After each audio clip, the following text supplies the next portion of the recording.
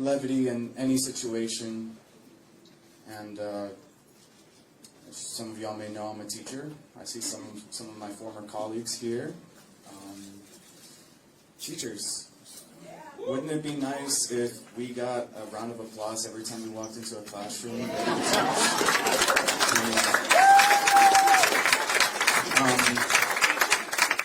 Thank you all for being here today.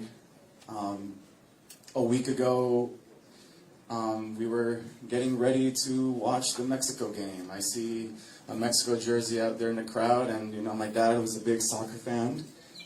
It's one of the reasons I am a soccer coach myself. I remember every time that his favorite team, they gave us hope. Either the Mexican national team or his favorite team, las Chivas de Guadalajara. Usually, he would say something bad about America. I'm not going to say that. I remember him always saying, jugaron como nunca, pero perdieron como siempre. For those of y'all who don't know, they played like they've never had, but they lose like they always do. I just want to, of course, express my deep gratitude for everyone to be here. My dad was a very private man, so him being known by this many people was like a nightmare to him. He did not want his name ever to be out there because he was a man that was just wanted to be known for being a hardworking provider. He was a very shy individual who never wanted to cause any harm. He just wanted to get in his van and go to work and come back to eat a nice meal. Right? Mom, that was his favorite food. Anything that my mom made, he ate it up. Okay. I just want to. I'm very, very touched. I'm very moved by everyone being here. I grew up in the East End, not too far away. Attended school not too far away at Eastwood Academy. I taught at Eastwood Academy, so we are East End through and through. It's just very, very. It doesn't get easier since that day. It doesn't get easier. And I'm, of course, still looking for answers. I've been looking for answers since 7 o'clock a.m. on Tuesday as to where my dad is and as to what happened to him, what hospital was he at, and no one could give me those answers, It is absolutely terrible what happened to him, but with speaking to my family and specifically my mom has been off social media since everything happened. She hasn't turned on the TV at all since anything happened, so she doesn't know the huge amount of support that we're getting, that all the people that are absolutely behind us.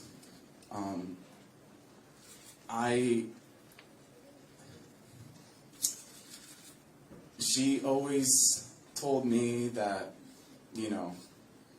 education would take me far. My dad believed that as well.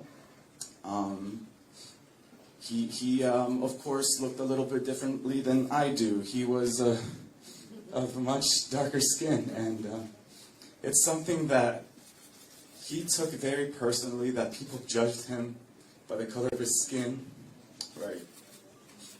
He took a lot of comments personally about the comments of his skin, but he always said, I'm not stupid. He always said, I'm not stupid. Soy cabrón, he said. Y mis hijos son cabrones también. Right? That he's a badass, that he knows he's a badass, and that he knows that his children are badasses as well. Okay. I'm not sure what else to say about this. I just want to continue pressuring, continue the pressure to continue obtaining a full independent investigation, to continue to return the evidence, or just to continue preserving the evidence, and for his van to be returned to us. His wallet, his phone, his belongings to be returned to us. His lunchbox, which I imagine it just sitting there in that van at the FBI facility, just rotting away, never eaten, you know? It was the last meal my mom made for him. And she just wants that lunchbox back to wash it again. We need that van back so that my uncles and his other workers can continue doing the good work of building houses up in the Houston suburbs, to continue making houses for hundreds of Texans that are coming from inside the city, from outside the city. He prided himself in his work. He prided himself in his work that, you know, he built the homes that people bought for their families to put over their heads. And he saved up so much money to be able to build a house of his dreams so he can put a roof that he built on our heads. And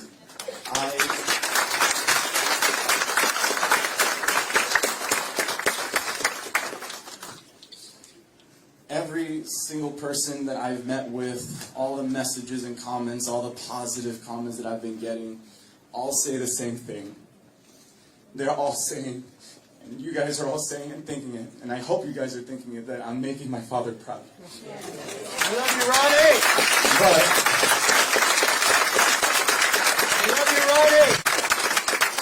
But I don't think I'll ever believe that if I don't hear it from him. So, I really hope I'm making him proud. I really hope that, you know, he's proud of the big brother I've become, of the man that I've become today, and I will continue to keep fighting for him. We're with you, Ronnie.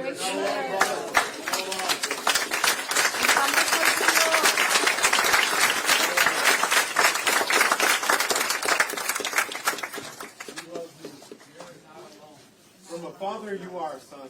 Thank you. I just want to urge everyone, if you any young kids that may be out there, any teenager, any former student of mine that has come up to me or has sent me messages, I'm sorry I can't get to all of them, but I do have to say one message to the children out there, specifically to the students that I've taught, because I've historically always taught students that grew up like me, underrepresented, underprivileged, first-generation American. And every single one of my students will tell you that I am very proud of the fact that I'm first-gen American, that I'm the first in my family to go to college. And I want to say this to my students, and every student out there, and every just children, hug your dad tight. Hug him tight.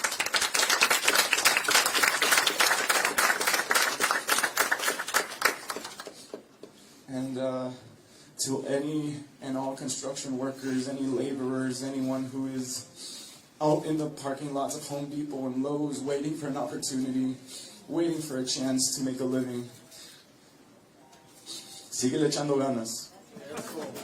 My dad would say, síguele echando ganas, keep working hard, because good things come to those who work hard. As my dad would always say. I, again, want to thank everyone here from the bottom of my heart. A sincere thank you from my family and I woke up this morning not knowing if I was going to make it here. This is just a last-minute decision. Now, I may regret this. I have spoken to so many members of the press. I've answered everything that I believe I could have answered. I'm going to be, if you guys can allow me for a second, to be a teacher for just a second, right? I want to maybe take a couple of questions, not from the media, so anyone behind a camera, anyone that is a reporter, keep your hands down. I've spoken to most of you all already, okay? I want to hear what my former colleagues want to ask me, because they've reached out, and I've tried my best to respond. Anyone who's a kid I've taught, you know, if y'all have any questions for me, and we'll keep it civil. If y'all want to ask me anything right now, please raise your hand if you want to ask. So, Miss- para los que quieren hacer una pregunta, te lo voy a hacer en español. No de las cámaras, de los reporteros, porque ya habló, pero si ustedes quieren hacerle una pregunta. Yo le quiero hablar a mi gente, yo le quiero hablar a la comunidad.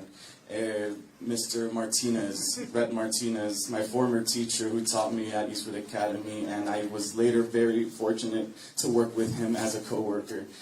Ms. Martinez, it's good to see you. What's your question?